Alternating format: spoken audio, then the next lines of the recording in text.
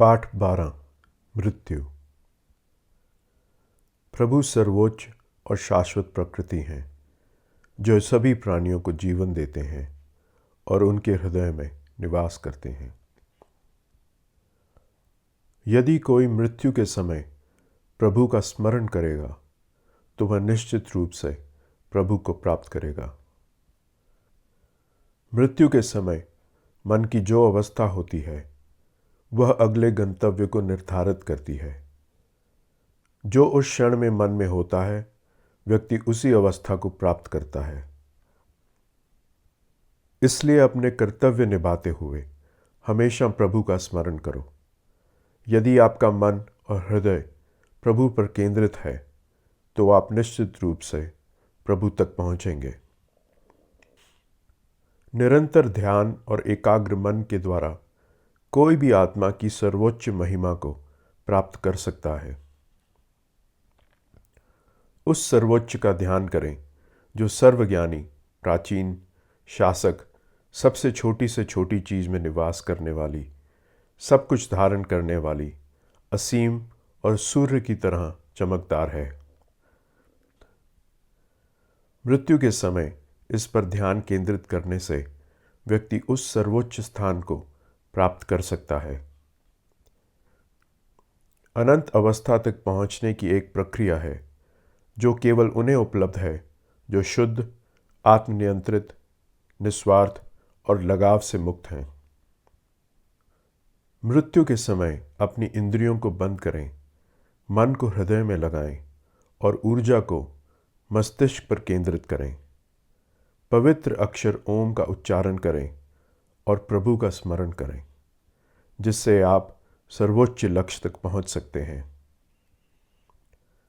जो लोग अनन्य भक्ति के साथ हमेशा प्रभु को याद करते हैं, वे आसानी से प्रभु को प्राप्त कर सकते हैं। जो महान आत्माएं प्रभु तक पहुंच चुकी हैं, वे जन्म और मृत्यु के चक्र से मुक्त हो जाती हैं और इस अस्थायी संसार में वापस नहीं आती।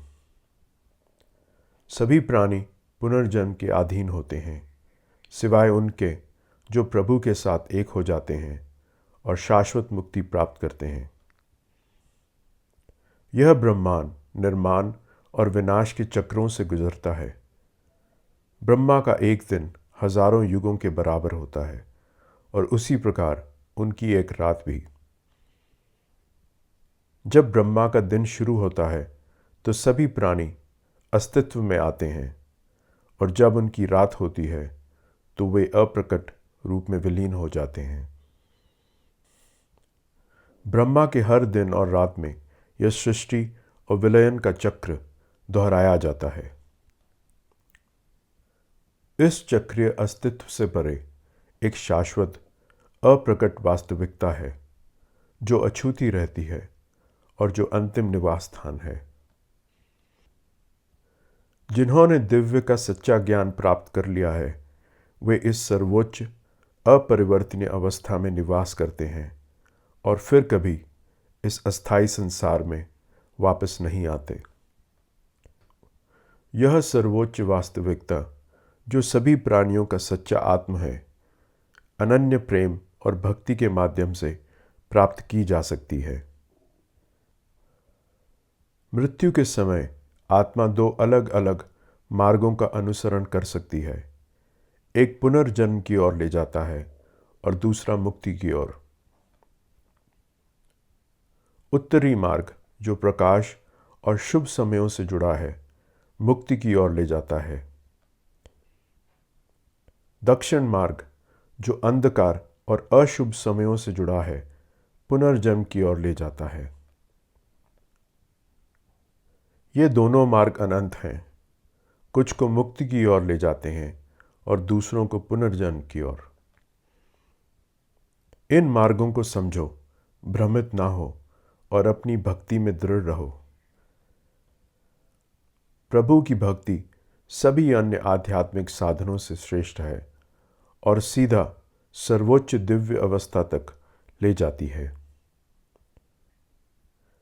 भक्ति अन्य आध्यात्मिक गतिविधियों जैसे शास्त्रों का अध्ययन, यज्ञ, तपस्या और दान से ऊपर है। भक्ति सीधा प्रभु के सर्वोच्च निवास स्थान की ओर ले जाती है।